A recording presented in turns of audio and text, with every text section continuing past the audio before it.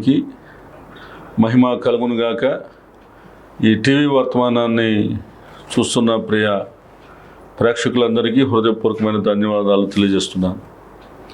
ఈరోజు మన యొక్క ధ్యానాంశం, దేవుడు ఎవరి పట్ల శ్రద్ధ తీసుకుంటాడు. నిజమే, మన జీవితాల్లో దేవుడు శ్రద్ధ తీసుకుంటే చాలా అద్భుతంగా ఉంటాయి. దేవుడు మన జీవితాల పట్ల శ్రద్ధ తీసుకుంటే చాలా ఆశ్చర్యంగా ఉంటాయి. దేవుడు మన జీవితాల పట్ల శ్రద్ధ తీసుకుంటే ఊహించని కార్యాలు జరుగుతాయి. చాలామంది అనుకుంటాము, నా పట్ల దేవుడు శ్రద్ధ తీసుకుంటే చాలా బాగుండు అనుకుంటాం. బైబిల్ గ్రంథంలో కనుక మనం చూసినట్లయితే కరువు కాలంలో ఏలియా పట్ల దేవుడు శ్రద్ధ తీసుకున్నాడు. నిజంగానే ఆ దినాల్లో రాజు కూడా ఆహారం లేనప్పుడు దేవుడు ఏలియా పట్ల చాలా కేర్ తీసుకున్నాడు. ఏలియా, నువ్వు కేరీతు వాగు దగ్గరికి వెళ్ళి ఉండుము, నేను కాకోలానికి ఆజ్ఞాపించాను అన్నాడు ఆయన. దానికి అర్థం ఏమిటయ్యానంటే, ఆల్రెడీ నేను ప్లాన్ చేశాను అని దేవుడు చెప్తున్నాడు. కరువు రాబోతుంది, ఆ వచ్చే కరువుని ఎలా ఎదుర్కోవాలో, ఆ కరువులో ఎలా పోషించాలో ఏలియా పట్ల దేవుడు శ్రద్ధ తీసుకున్నాడు. ఎందుకనంటే ఏలియా పట్ల దేవుడు ఎందుకు శ్రద్ధ తీసుకున్నాడు అంటే, ఈ ఏలియాలో ఉన్నటువంటి మంచి స్వభావం ఏమిటంటే శ్రద్ధగా ఆయన మాటను వినేటువంటి అలవాటు ఏలియాకు ఉంది. కాబట్టి ఏలియా దేవుని మాటను చాలా శ్రద్ధగా విని మరి యొక్క అహాబు రాజుకు ఉన్నట్లుగా చెప్పాడు. ఈ సంవత్సరంలో మరి మంచైనను వర్షమైనను పడదని యెహోవా సెలవిస్తున్నాడు అని మరి దేవుని మాటను చాలా శ్రద్ధగా విని మళ్ళా వెళ్ళి అహాబు రాజుకు చాలా ధైర్యంగా చెప్పాడు. ప్రాణం పోతుందన్నా సరే లెక్క చేయకుండా మరి తన ప్రాణం కంటే ఎక్కువగా దేవుణ్ణి ప్రేమించి దేవుని మాటను ఉన్నట్లుగా బోధించినటువంటి దైవజనుడు ఏలియా పట్ల దేవుడు శ్రద్ధ తీసుకున్నాడు. కాబట్టి కరువు కాలంలో ఏలియాను దేవుడు పోషించినట్లుగా మనం చూస్తూ ఉన్నాం. అట్లాగనే నీ పట్ల కూడా దేవుడు శ్రద్ధ తీసుకోవాలంటే నీవు దైవజనుల పట్ల శ్రద్ధ తీసుకోవాలి. ఎవరైతే దైవజనుల పట్ల శ్రద్ధ తీసుకుంటారో దేవుడు వారి పట్ల శ్రద్ధ తీసుకుంటాడు. తర్వాత ఏలియాతో దేవుడు చెప్పాడు, మరి సారేపాతులో ఉన్న ఒక వెధవరాలకు నేను ఆజ్ఞాపించాను, నువ్వు వెళ్ళి ఆ ఇంట మరి ఉండమని ఏలియాకు చెప్పినప్పుడు ఆమె అప్పుడే మరి కట్టెలు వేరుకుంటా ఉంది. మరి నీళ్లు తీసుకురామన్నాడు ఏలియా, నీళ్లు తీసుకొచ్చింది. మరి ఏలియా చెప్పాడు, అమ్మా నువ్వు పోయి ఒక అప్పాని నాకు చేసుకురామంటే అప్పుడు ఆవిడ అంది, అయ్యా నేను కట్టెలు వేరుకుంటున్నాను, నా దగ్గర కొంచెం పిండే బుడ్లో కొంచెం నూనె ఉంది, అది నాకు నా కుమారుడికి సరిపోతుంది, నీకు పెట్టడానికి లేదు అని చెప్పేసింది ఆవిడ. నువ్వు చెప్పినట్టుగా చేయలేను అని చెప్పేసింది ఆవిడ. నేనే సరిపెట్టుకుంటాను, నాకే చాలదు, నాకు నా బిడ్డగా చాలదు, నీకేం పెట్టినాయి అని చెప్పింది. అయినప్పటికీ కూడా ఏలియా ఏమన్నాడంటే, పోయి మొదటి అప్పమును నాకు తీసుకుని రా, చేసి పెట్టు, తర్వాత దేవుడు భూమి మీద వర్షం కురిపించేంత వరకు ఆ తొట్లో ఉన్న పిండి అయిపోదు, బుడ్లో ఉన్న నూనె అయిపోదు అని మరి యెహోవా సెలవిస్తున్నాడని ఏలియా ఆ యొక్క విధవరాలకు ప్రకటించాడు. చూడండి, ఇప్పుడైతే మరి దైవజనుడి పట్ల ఆమె శ్రద్ధ తీసుకుని మరి మొట్టమొదటి అప్పాన్ని ఏలియాకి ఎప్పుడైతే చేసి పెట్టిందో దేవుడు ఎవరి పట్ల శ్రద్ధ తీసుకున్నాడంటే ఆ విధవరాల పట్ల, తన కుమారుడి పట్ల దేవుడు శ్రద్ధ తీసుకున్నాడు. భూమి మీద వర్షం పడే వరకు కూడా తొట్లో ఉన్న పిండి అయిపోలేదు, గుడ్లో ఉన్న నూనె అయిపోలేదు. కాబట్టి ఏలియాకు మరి ప్రత్యేకమైనటువంటి గదినివ్వటం, ఏలియాకి పరిచర్య చేయటం, మరి ఏలియాకి ఆహారం పెట్టడం ద్వారా, సాకుడి పట్ల శ్రద్ధ చూపించడం ద్వారా మరి ఆ యొక్క సారేపాతు విధవరాల పట్ల, తన కుమారుడు పట్ల దేవుడు శ్రద్ధను చూపించాడు. కాబట్టి నువ్వు కూడా మరి నీ సేవకుని పట్ల శ్రద్ధ చూపినప్పుడు, నీ సేవకుడి యొక్క స్వార్థ పరిచర్యలో సహకరించినప్పుడు, సంఘ పరిచర్యలో సహకరించినప్పుడు, ప్రార్థనా పరిచర్యలో సహకరించినప్పుడు, దైవజనులకి క్షేమాన్ని కోరి నువ్వు ప్రార్థన చేసినప్పుడు దేవుడు నీ పట్ల కూడా దేవుడు శ్రద్ధ తీసుకుంటాడు. చూడండి, ఇక మరి షునిమి పట్టణస్తురాలు ఎలీషా పట్ల శ్రద్ధ తీసుకుంది. తన కోసం గోడ మీద ఒక ఇల్లు కట్టించింది. తర్వాత ఎలీషాకు కావాల్సిన సమస్తాన్ని కూడా మరి చక్కగా ఏర్పాటు చేసింది. మరి బల్లను కానీ, తర్వాత పీఠం కానీ, తర్వాత ఇక నిద్రపోవడానికి మంచం కానీ అన్నీ కూడా ఏర్పాటు చేసింది ఎలీషాకు ఏర్పాటు చేసినప్పుడు ఈమె నా పట్ల ఎంత శ్రద్ధాభక్తులు చూపుతుంది, నా వల్ల ఈమెకి ఏమి కావాలి అని చెప్పి ఎలీషా మాట్లాడతాడు. ఏమండి, 2వ రాజుల గ్రంథం 4వ అధ్యాయం 13వ వచనంలో ఎలీషా అంటాడు, ఈమె నా పట్ల ఎంత శ్రద్ధాభక్తులు చూపించింది కనుక నా వల్ల ఆమెకేం కావాలో అడగమని ఎలీషా అన్నప్పుడు ఆవిడ అంటుంది, నేను నా స్వజనుల మధ్యన ఉన్నాను, నాకు ఏమీ కూడా తక్కువ లేదు, కానీ నాకు పెనిమిటి ముసలివాడైనాడు, నాకు సంతానం లేని దానిగా నేను ఉన్నాను అని చెప్పినప్పుడు వెంటనే ఎలీషా అంటున్నాడు, మరుసటి ఏటా నీ ఒరిడిలో కుమారుడు ఉంటాడు అని చెప్పి ఎలీషా చెప్పాడు. ఎలీషా చెప్పినప్పుడు ఆమె నమ్మలేకపోయింది. కానీ ఎలీషా చెప్పినట్టుగానే జరిగింది. చాలామంది సాగుడు చెప్పేటువంటి మాటలను నమ్మలేరు, వాక్యాన్ని చాలామంది నమ్మలేరు. కాబట్టి వారి జీవితాల్లో అద్భుతాలు అనేవి జరగవు. కానీ ఎప్పుడైతే ఈ షునేమి పట్టణస్తురాలు ఎలీషా పట్ల శ్రద్ధ తీసుకుందో, దేవుడు ఆమె పట్ల శ్రద్ధ తీసుకోవటం ప్రారంభం చేశాడు. ఆమె ఇంట్లో ఉన్నటువంటి కొరతను దేవుడు తీర్చినట్లుగా మనం చూస్తూ ఉన్నాం. నీ జీవితంలో కూడా నువ్వు ఎప్పుడైతే దైవజనుడి పట్ల శ్రద్ధను తీసుకుంటావో, దైవజనుడికి అవసరతలో పాలిభాగస్తుడు అవుతావో, దైవజనుడికి నువ్వు ఎప్పుడైతే సహకారంగా మారిపోతావో, దేవుడు నీ పట్ల శ్రద్ధ తీసుకోవటం ప్రారంభం చేస్తాడు. ఇక బైబిల్ గ్రంథంలో చూసినట్లయితే అపోస్తలుడైనటువంటి పౌలు పట్ల ఒనేసిఫోరు చాలా శ్రద్ధ తీసుకుంటాడు. ఎప్పుడైతే ఆయన మరి అంత శ్రద్ధను ఎప్పుడైతే ఆయన తీసుకుంటాడో, ఏమండి మరి పౌలు గారు ఆ వ్యక్తిని మరి దీవించినట్టుగా మనం చూస్తూ ఉంటాం. చూడండి, 2వ తిమోతికి రాసినటువంటి పత్రిక 1వ అధ్యాయం 16వ వచనం, ప్రభు ఒనేసిఫోరు ఇంటివారి యందు కనికరము చూపునుగాక. అతడు రోమాకు వచ్చినప్పుడు నా సంఖ్యలను గురించి సిగ్గుపడక శ్రద్ధగా నన్ను వెతికి కనుగొని అనేక పర్యాయాలు ఆదరించెను. మరియు అతడు ఎఫెసులో ఎంతగా ఉపచారం చేసనో అది బాగుగా ఎరుగుదువు. ఆ దినమందు అతడు ప్రభు వల్ల కనికరం పొందినట్లు ప్రభు అనుగ్రహించునుగాక. ఇక్కడ అపోస్తలుడైనటువంటి పౌలు ఒనేసిఫోరు గురించి మాట్లాడుతున్నాడు. నీ సంఖ్యలలో నేను ఉన్నప్పుడు, రోమాయిక చెరసాల్లో నేను ఉన్నప్పుడు ఒనేసిఫోరు మాకెంతగానో సహాయం చేశాడు, పరిచర్య చేశాడు. ఎఫెసులో ఉన్నప్పుడు కూడా ఆయన మాకెంతగానో పరిచర్య చేశాడు. ఆయన పట్ల దేవుడు కనికరం చూపునుగా కానీ అపోస్తలుడైనటువంటి పౌలు అంటూ ఉన్నాడు. కాబట్టి సాకునిక కష్టాల్లో, సాకునిక బాధల్లో, సాకునిక ఇబ్బందుల్లో ఎవరైతే తోడుగా ఉండి ప్రార్థిస్తారో, ధైర్యపరుస్తారో, ఆదరిస్తారో, ఏమండి పరిచర్య చేస్తారో అలాంటి వారందరి పట్ల కూడా దేవుడు శ్రద్ధ తీసుకుంటాడని అపోస్తలుడైనటువంటి మరి పౌలు గారి ద్వారా దేవుడు తెలియచేస్తూ ఉన్నాడు. మరి నువ్వు వెళ్తున్నటువంటి ఆ సంఘంలో ఉన్న దైవజనుడి పట్ల నువ్వు శ్రద్ధ తీసుకుంటున్నావా? ఆ దైవజనుడి యొక్క క్షేమాన్ని కోరి ప్రార్థన చేస్తున్నావా? సంఘంలో దైవజనుడి యొక్క మాటకు లోబడి పరిచర్య చేస్తున్నావా? నా వంతుగా నేను మరి స్వార్థ పరిచర్యలో పాలిభాగస్తుడిగా ఉండాలని నువ్వు కోరుకుంటున్నావా? ఆ రీతిగా కనుక మరి నువ్వు దైవజనుడి పట్ల శ్రద్ధ తీసుకుని నువ్వు సహాయపడినట్లయితే నిశ్చయంగా దేవుడు నీ పట్ల శ్రద్ధ తీసుకుంటాడు. ఖచ్చితంగా దేవుడు నీ పట్ల మరి మేలును దేవుడు చేస్తాడు. కాబట్టి మనకి జీవితంలో దేవుడు మన పట్ల శ్రద్ధను తీసుకోవాలి అని అంటే మనము దైవ సేవకుల పట్ల మన శ్రద్ధను తీసుకునే వారిగా ఉండాలని దేవుడు మనతో మాట్లాడుతున్నాడు. ఇంకా రెండవదిగా మనం చూసినట్లయితే దేవుడు మన పట్ల శ్రద్ధ తీసుకోవాలంటే మన దేవుని దృష్టికి మనం ఎట్లా ఉండాలంటే పవిత్రులుగా ఉండాలని దేవుడు కోరుకుంటున్నాడు.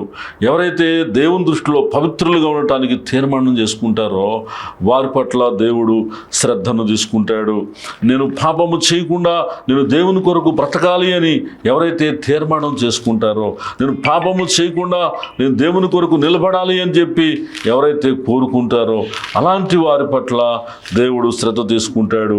యోబు గ్రంథము 8వ అధ్యాయము 6వ వచనం, నువ్వు పవిత్రుడవై యథార్థవంతుడవైన యెడల నిత్యముగా ఆయన నీ యందు శ్రద్ధ నిలిపి నీ నీతికి తగినట్టుగా ఆయన నీ నివాస స్థలమును వర్ధిల్ల చేయను. కాబట్టి దేవుడు నీ యందు శ్రద్ధను నిలపాలి అంటే నువ్వు ఎప్పుడు కూడా ఎట్లా ఉండాలంటే పవిత్రుడిగా ఉండటానికి నువ్వు తీర్మానం చేసుకోవాలి, యథార్థవంతుడిగా ఉండటానికి నువ్వు తీర్మానం చేసుకోవాలి. యోబు అన్నీ కూడా కోల్పోయినప్పటికీ పవిత్రత విషయంలో ఎక్కడ కూడా అతడు రాజీ పడలేదు కనుక యోబు పట్ల దేవుడు శ్రద్ధ తీసుకుని రెండంతలుగా యోబును దేవుడు దీవించాడు. అలాగనే కష్టంలో యోబు ఉన్నప్పటికీ కూడా యోబు పట్ల దేవుడు శ్రద్ధ తీసుకున్నాడు. యోబు అనారోగ్యంలో ఉన్నప్పటికీ కూడా యోబు మీద దేవుడు తన దృష్టి నుంచి యోబు మాట్లాడే ప్రతి మాటను కూడా దేవుడు రాయించాడు. కాబట్టి నీ జీవితంలో కూడా దేవుడు శ్రద్ధను తీసుకోవాలంటే నువ్వు పవిత్రుడిగా ఉండాలని దేవుడు కోరుకుంటున్నాడు.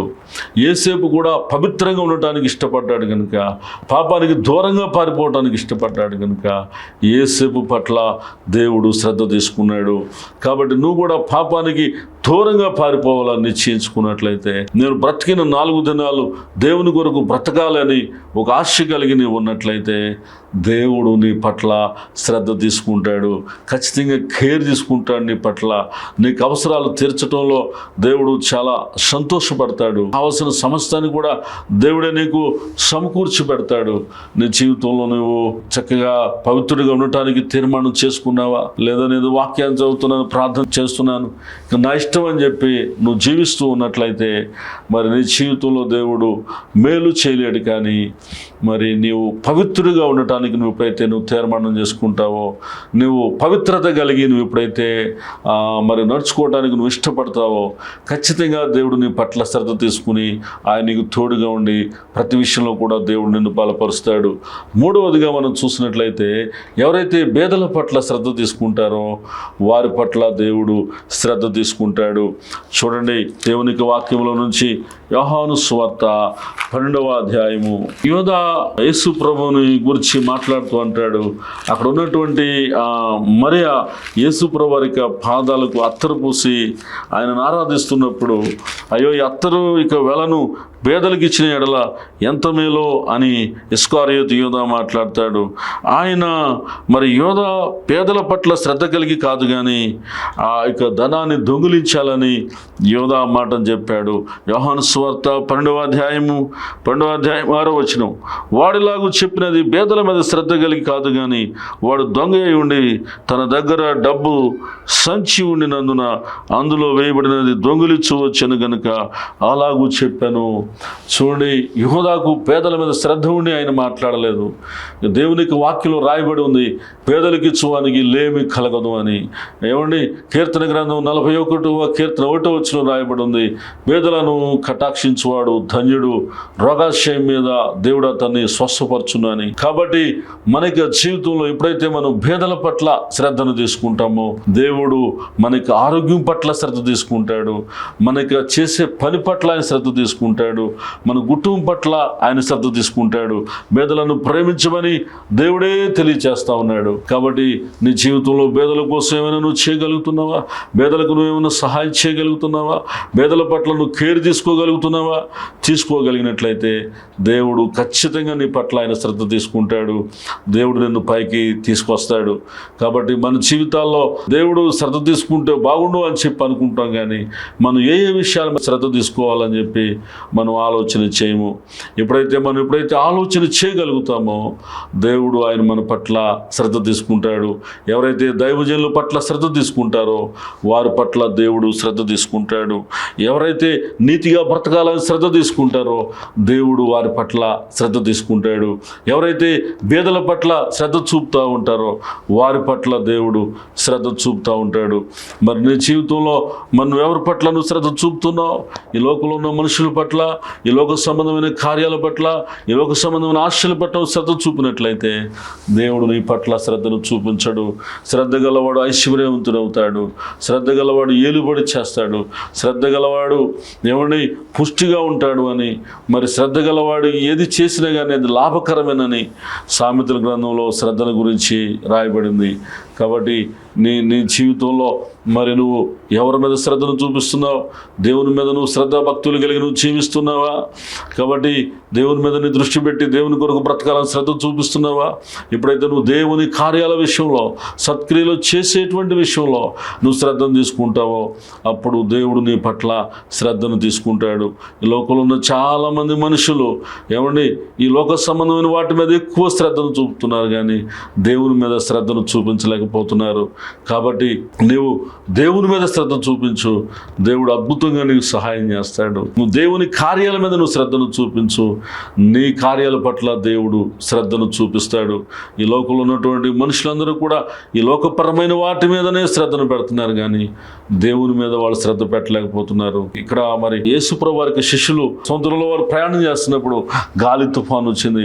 అయ్యో మనలను మరి రక్షించగలిగిన వారు ఎవరూ లేరే, అయ్యో మనల్ని ఆదుకునే ఆదుకునేవారు ఎవరు లేరే అని వారిలో వారు కృంగిపోతూ ఉన్నారు, వారిలో వాళ్ళు భయపడిపోతూ ఉన్నారు. కానీ అదే సముద్రం మీద యేసు నడిచి వస్తూ ఉన్నాడు. అదే సముద్రం మీద వాళ్ళ దగ్గరకు వచ్చి ఆ గాలి తుఫాను గద్దించి వారిని సురక్షితమైనటువంటి మార్గం వైపు యేసయ్య నడిపించాడు. చూడండి, గాలి తుఫానులో ఉన్నటువంటి శిష్యుల పట్ల యేసయ్య ఏం చూపించాడంటే శ్రద్ధను చూపించాడు. గాలి తుఫానులో ఉన్న శిష్యుల పట్ల యేసు ప్రభువారు తన కనికరాన్ని చూపించి వారిని కాపాడాడు. కాబట్టి నీ జీవితంలో కూడా నువ్వే పరిస్థితిలో ఉన్నా, నువ్వు ఎలాంటి రోగంలో ఉన్నా, నువ్వు ఎలాంటి బాధలో ఉన్నా, నువ్వు ఎలాంటి భయంలో ఉన్నా, దేవుడు నీ పట్ల ఖచ్చితంగా ఆయన శ్రద్ధను చూపిస్తాడు. అలాగని మనం చూసినట్లయితే యోనా దేవుని మాటను వెనుక మరి తర్షీషుకు వెళ్ళిపోయినప్పుడు భయంకరమైనటువంటి తుఫాను వచ్చింది.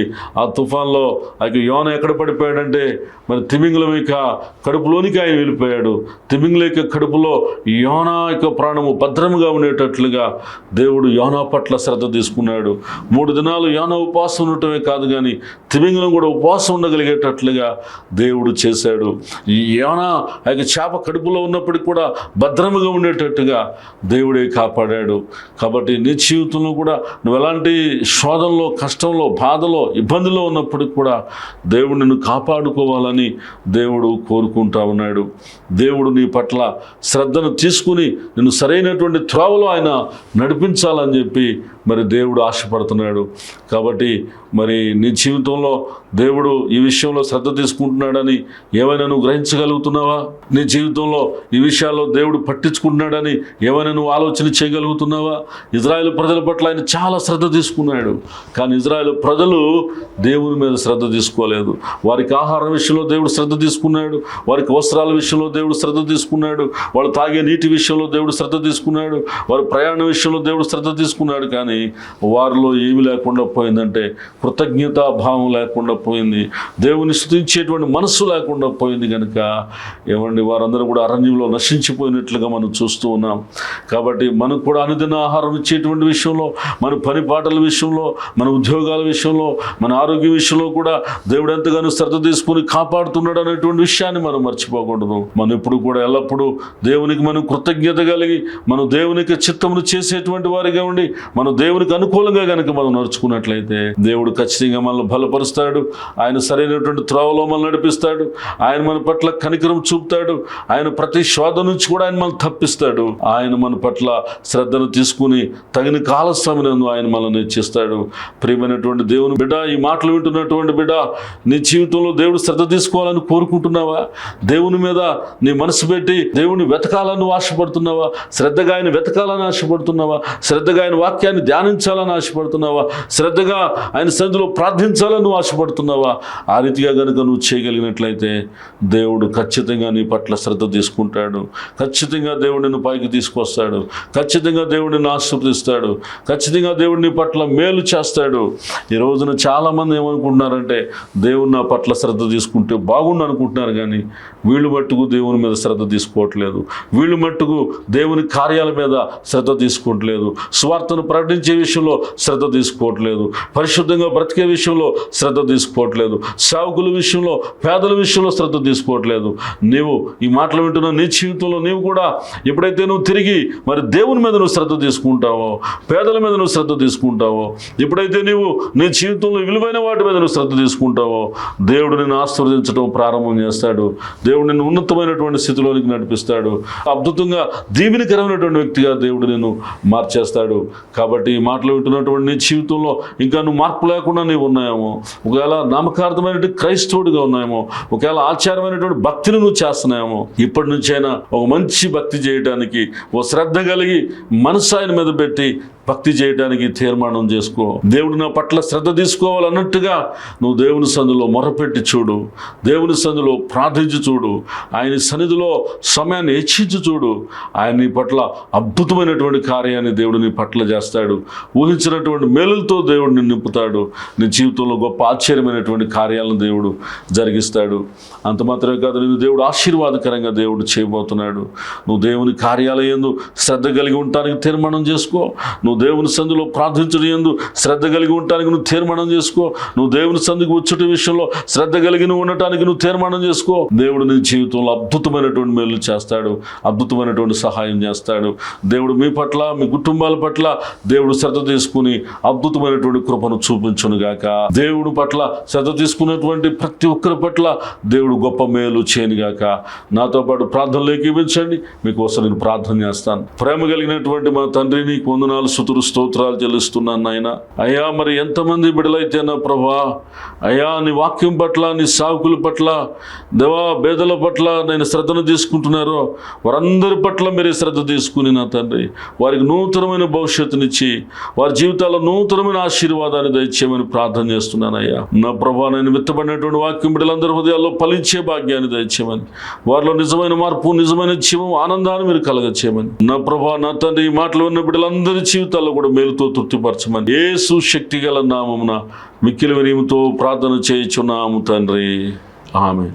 ఈ కార్యక్రమం మీకు ఆశీర్వాదకరంగా ఉన్నట్లయితే ఫోన్ కాల్ ద్వారా తెలియపరచండి. మీకోసం మేము తప్పనిసరిగా ప్రార్థన చేస్తాం. అలాగనే మరి ప్రతి నెల ఆఖరి శనివారం జరుగుతున్న 24 గంటల ప్రార్థనకు, శనివారం ఉదయం 6 గంటలకు ప్రారంభమైన ప్రార్థన ఆదివారం ఉదయం 6 గంటల వరకు జరుగుతుంది. ఆ 24 గంటల ప్రార్థన సమావేశానికి మిమ్మల్ని ప్రేమపూర్వకంగా ఆహ్వానిస్తున్నాం. అలాగనే మరి మచిలీపట్నంలో కూడా మా యొక్క ఆరాధనలు ప్రారంభించబడ్డాయి. ప్రతి ఆదివారం ఉదయం 8:30 నుంచి 10 గంటల వరకు జరుగుతూ ఉంది. ఈ ఆరాధనకు మిమ్మల్ని, మీ కుటుంబాలను ప్రేమపూర్వకంగా ఆహ్వానిస్తున్నాం. మీరు వివరాలు తెలుసుకోవాలనుకున్నట్లయితే పైన ఉన్న ఫోన్ నెంబర్కు కాల్ చేయండి. మరిన్ని వివరాలు మీకు తెలియచేయబడతాయి. మిమ్మల్ని, మీ కుటుంబాలను దేవుడు దీవించి ఆశీర్వదించునుగాక. ఆమేన్.